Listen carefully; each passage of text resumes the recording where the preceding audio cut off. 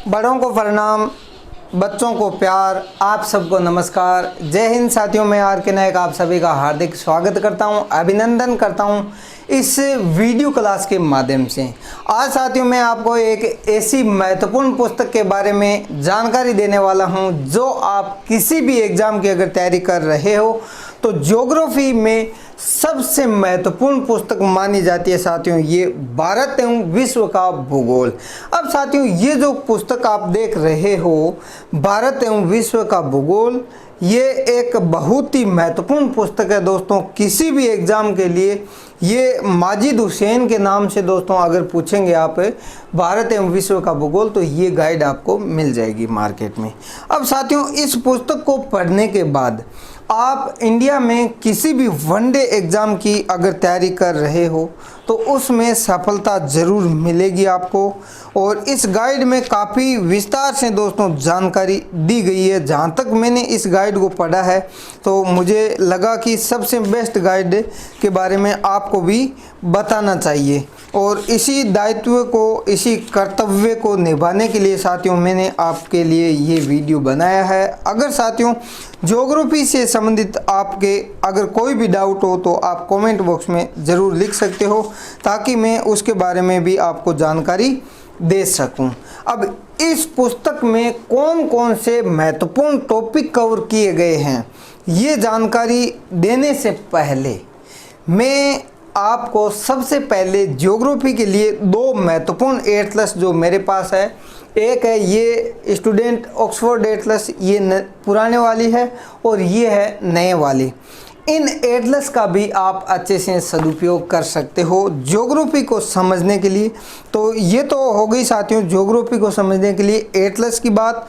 उसके बाद जब तक आप टाइम मैनेजमेंट सही तरीके से नहीं करेंगे तब तक एग्ज़ाम में सफलता नहीं मिल सकती। एग्ज़ाम तो छोड़ो, दूसरे जो काम है जिसमें हम चाहे खेती बाड़ी करो, अब उसमें भी टाइम मैनेजमेंट अगर सही तरीके से नहीं करेंगे। अब आप कहेंगे खेती बाड़ी में टाइम मैनेजमेंट की कहाँ ज़रूरत पड़ती है। मैं कहता हूँ कि बारिश होने के बाद आप कुछ दिनों तक बुआई मत करो, खेत सूखने लगे तब बुआई करना। तो क्या वो टाइम मैनेजमेंट नहीं है? जब बारिश हुई तभी खेत की बुआई करो, जब फसल में खरपतवार हो जाए उसकी गुड़ाई की आवश्यकता है तो उस समय गुड़ाई करो। यानी साथियों इन्हीं चीज़ों से हमें टाइम मैनेजमेंट हमारी पढ़ाई के लिए भी करना है।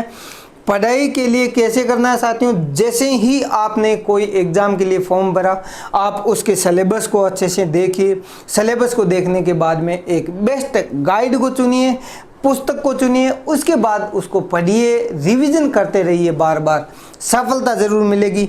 स्टूडेंट और टाइम मैनेजमेंट ये साथियों आप देखेंगे डॉक्टर विजय अग्रवाल सर की एक महत्वपूर्ण गाइड है। इसे पढ़ने के बाद दोस्तों जहाँ तक मेरा मानना है आप कभी भी अपने समय को बर्बाद नहीं करेंगे, अपने समय का सही तरीके से सदुपयोग करेंगे, ऐसा मेरा मानना है इस गाइड को पढ़ने के बाद।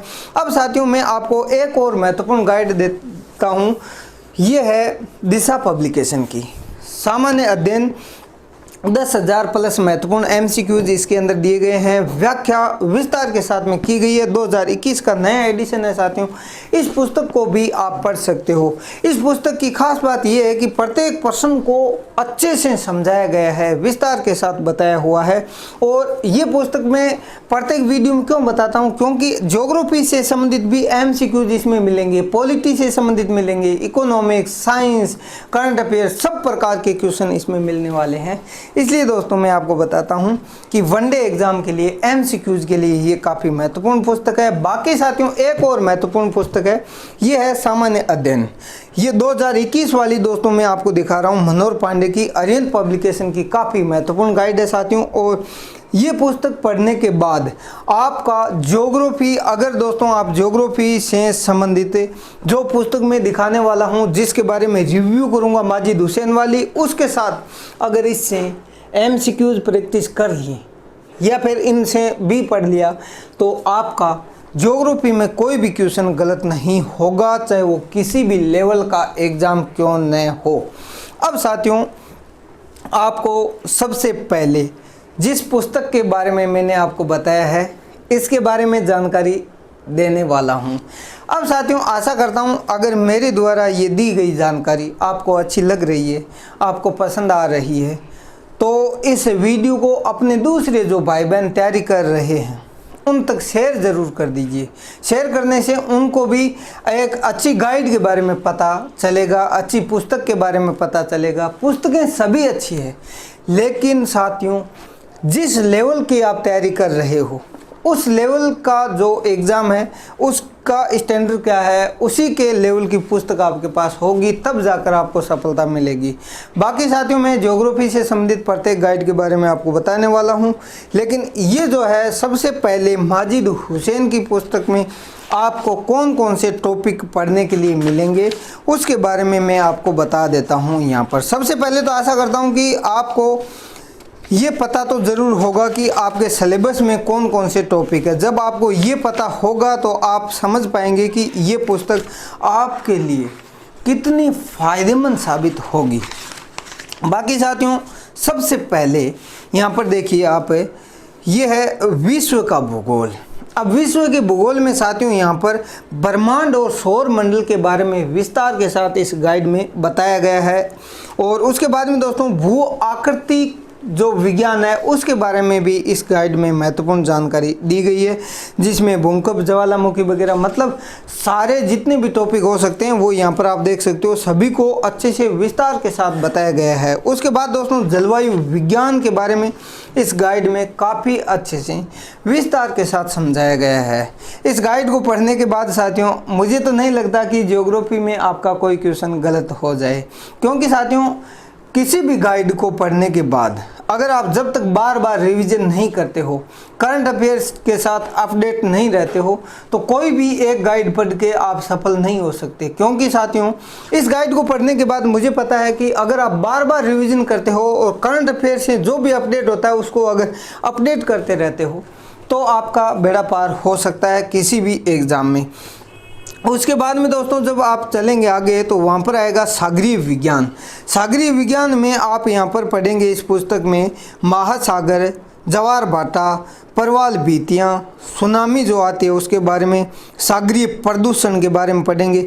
मतलब इस प्रकार के टॉपिक इसमें विस्तार के साथ दिए गए हैं। उसके बाद में साथियों आप देखेंगे यहाँ पर जैविक भूगोल के बारे में विस्तार के साथ दिया गया है। साथ ही दोस्तों यहाँ पर विश्व के महाद्वीपों और देशों से संबंधित कुछ महत्वपूर्ण तथ्य दिए गए हैं इस गाइड के अंदर।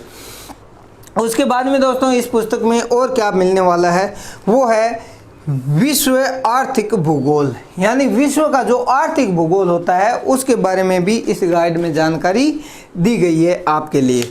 उसके बाद में साथियों आपको पता है एग्रीकल्चर, कृषि काफ़ी महत्वपूर्ण टॉपिक है, उसके बारे में जानकारी दी गई है।